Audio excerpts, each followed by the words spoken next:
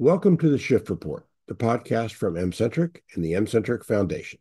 MCentric is the go-to information and resources hub designed exclusively for the emergency medicine community.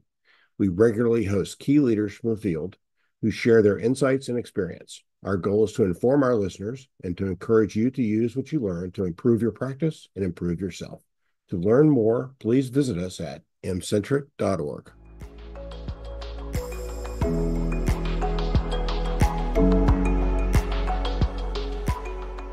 Today, we welcome LouAnne Giangreco. Dr. Giangreco lives and works in California. She received a medical degree from Albany Medical College and trained in emergency medicine at SUNY Upstate New York. She's gone from a strong clinical background to leading multiple organizations and advising companies and individuals on health, wellness, and business development. She will share with us her thoughts on the importance of physician leadership in a complex healthcare environment. Welcome, LouAnne. Well, it's great to be here. Today's episode is sponsored by Lotus Clinician Wellbeing. Lotus Clinician Wellbeing provides consulting services designed to prioritize clinician wellness in order to provide the best care for their patients. Lotus Clinician Wellbeing supports healthcare professionals with personalized coaching and consulting services for groups and individuals in areas such as career development, leadership, burnout prevention, practice management, and more. For more information, visit lotusclinicianwellbeing.com.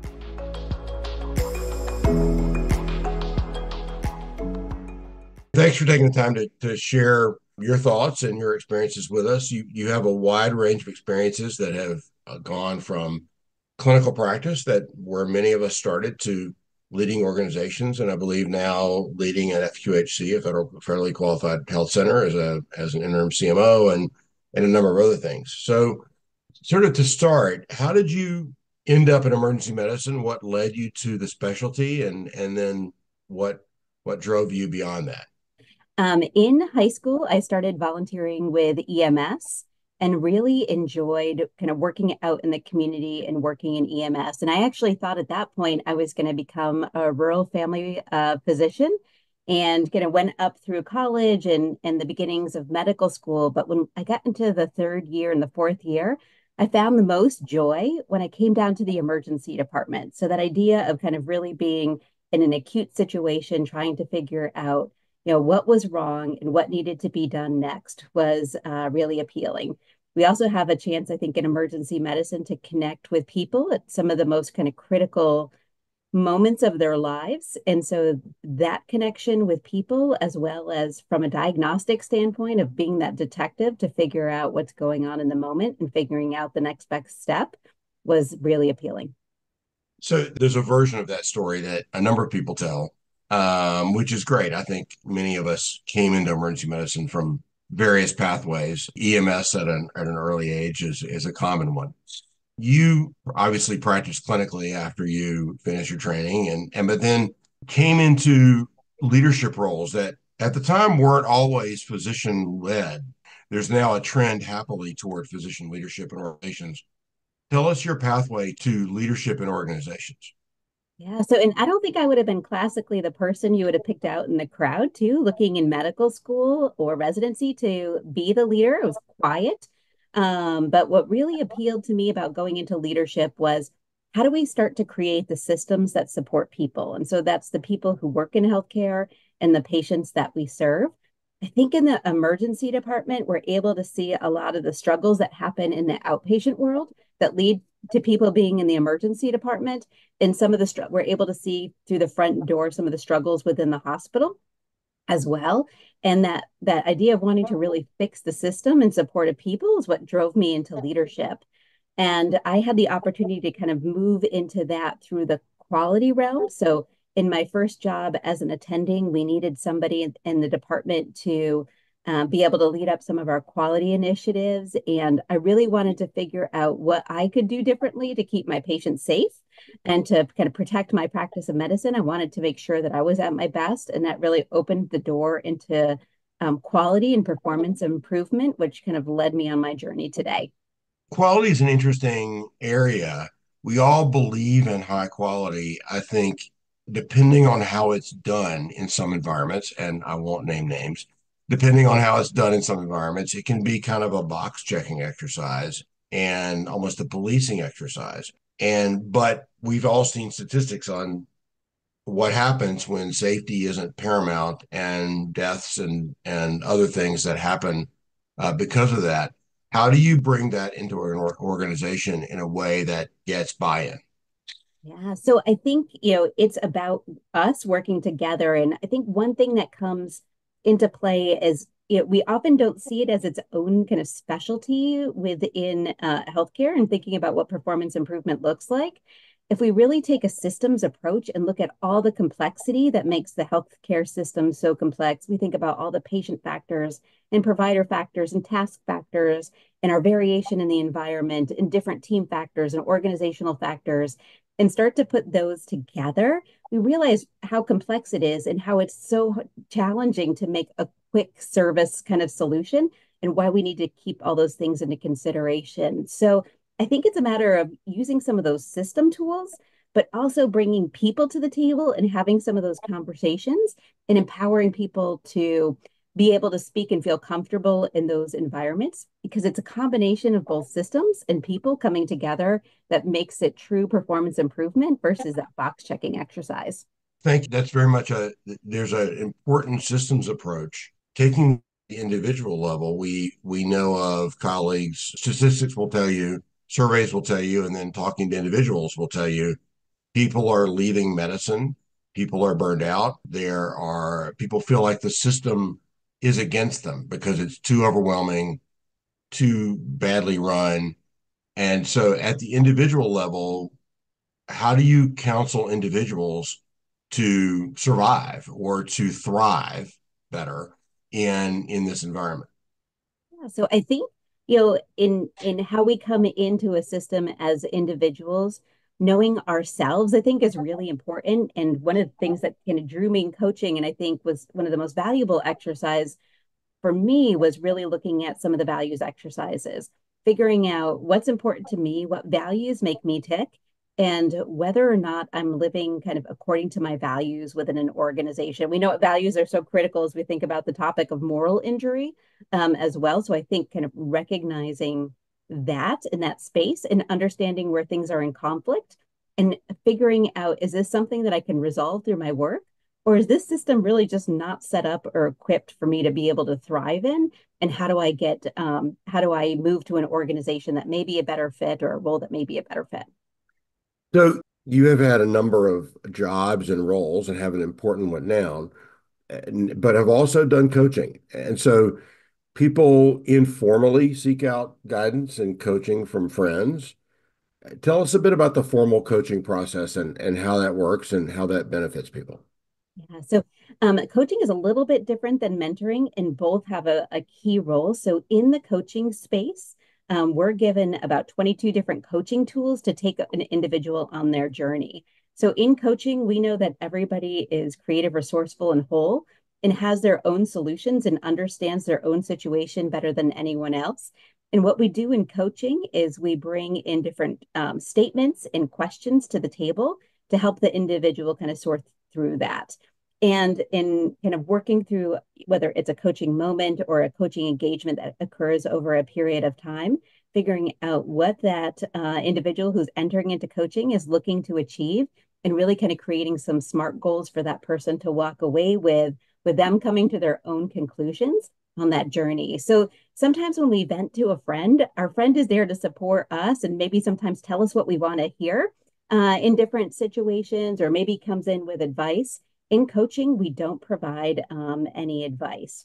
We also are present and forward facing too. So, where therapy may go into conversations about the past, coaching is really about what's happening in the moment and what are you planning for in the future.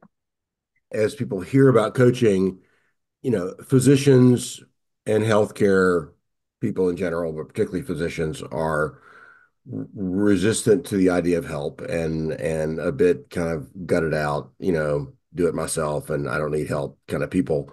Um, how do people find you? And then how do they then progress from understanding they need assistance to engaging that assistance? And then you don't tell them what to do, but you help lead them where they need to be led, I suppose. Yes, I think that's a good kind of synopsis of it. And it's really, and it's utilizing, and so, it's so important for our practice of medicine is evidence-based best practices. There are truly evidence-based best practices within coaching too. And so I think that's why it's important to find somebody who's gotten professional coaching training from a reputable organization, is kind of working on that journey. So right now through my coaching, it's some word of mouth and some connections through LinkedIn, and some companies that I've worked with in the past where I've been able to work with different clients. How do people know they're done? Do they define their own goals? You help them define them. Where are people headed, and how do they know when they get there? Yeah, so usually with coaching engagement, so we engage in about 6 to 8 sessions to kind of start with to see where people are at. And I've had some folks who've engaged for that 6 to 8 sessions, and then we're ready to kind of take it to the next step. And we're feeling pretty confident with the challenge that they were navigating. And usually it's around a career transition or some leadership challenges, and those get resolved over that period of time. And I've had some other individuals where we've engaged over a longer period of time. But again, in coaching, outside of kind of having that clear, like, hey, let's work together for that 6 to 8, those 6 to 8 sessions to engage with initially, it's really up to the client to see where you're at and where you're feeling.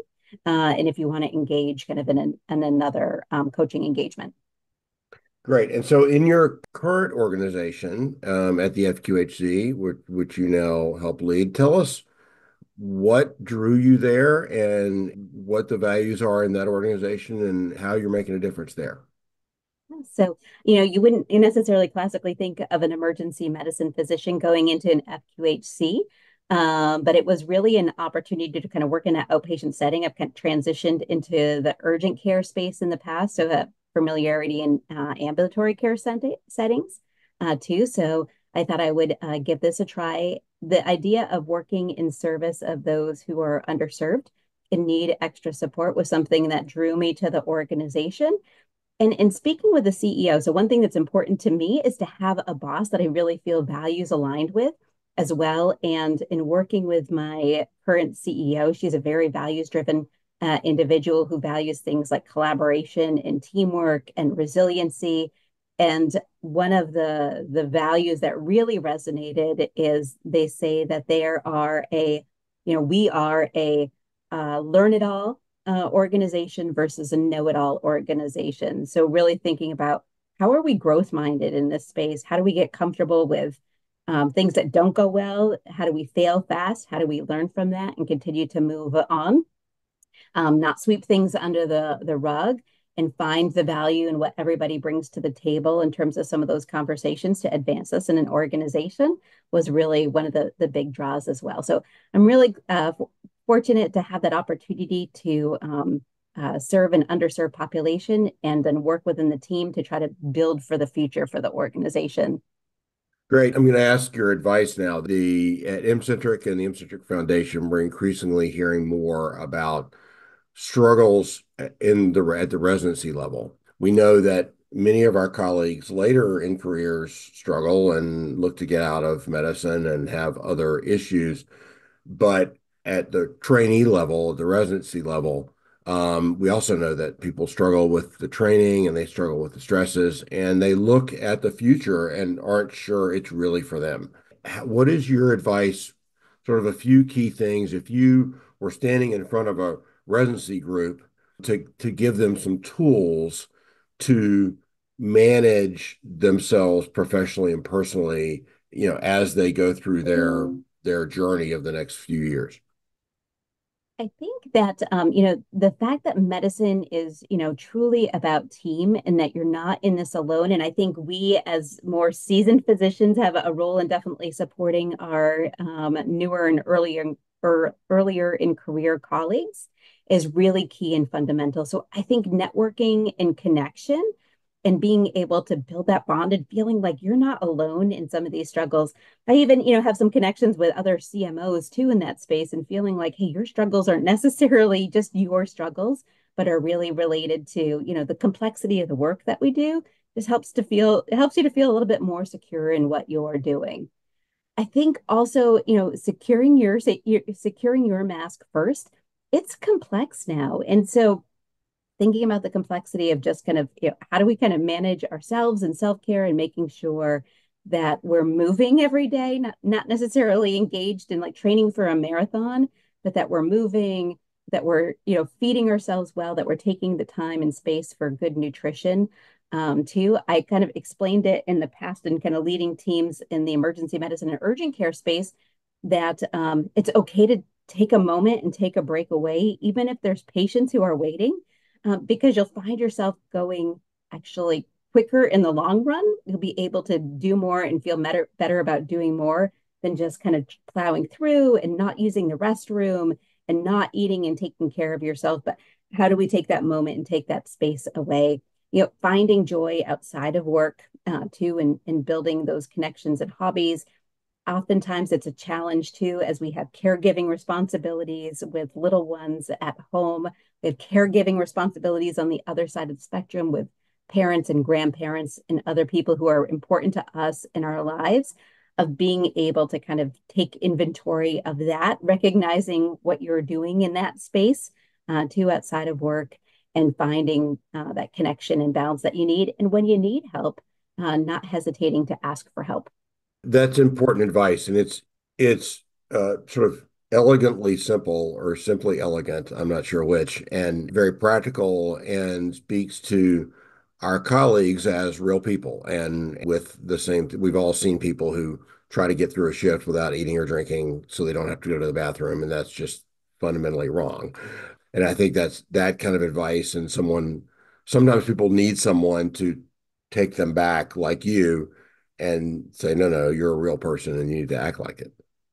Yes, and it's a marathon, not a sprint. And sometimes in the moment, it feels like a sprint. I got to get through this. I got to do this. It's going to be better next week. But if you don't take that time in the moment, it's going to become overwhelming. And I think I've personally had that kind of sense of overwhelm too, of trying to do it all and knowing, this is really time. I have to recognize myself. It's a time to take a step back and kind of reevaluate what's happening. So great. I appreciate the time today. And you mentioned LinkedIn and your work as a coach. If our listeners want to find you, how do they find you? Yeah, so please connect with me on LinkedIn. Even if you're not interested in coaching, you have any questions or concerns, I'm happy to connect and be a resource. I do have a website as well with some more information. It's www.louanne, LOUANNEMD.com, where I'm able to connect. And I would love to connect, hear your story, learn more. And I'm here to be part of that network, whether as a coach or something different as well for individuals who need support. That's great. And I can attest that you are very responsive on LinkedIn. Some of our colleagues aren't really big on LinkedIn, but it's a great way to connect with people like you and others who are in the space and have connections outside of medicine. So we will post that website and that connection with this, and you can find LouAnne on the internet and speak with her specifically about how you might improve your professional and personal self to really thrive in a challenging environment. Dr. Giangreco, thank you very much for joining us today and sharing your perspectives and experience. It's been a pleasure. Thank you so much for having me, and I'm looking forward to connecting with the EM-centric community. Great. Thank you for joining us in this installment of our M-Centric podcast series, The Shift Report. And special thanks to Dr. LouAnne Giangreco for sharing her important insights. For more content, networking, and innovation in the world of emergency medicine, please visit mcentric.org. And another thank you to our sponsor, Lotus Clinician Wellbeing. Learn more at lotusclinicianwellbeing.com.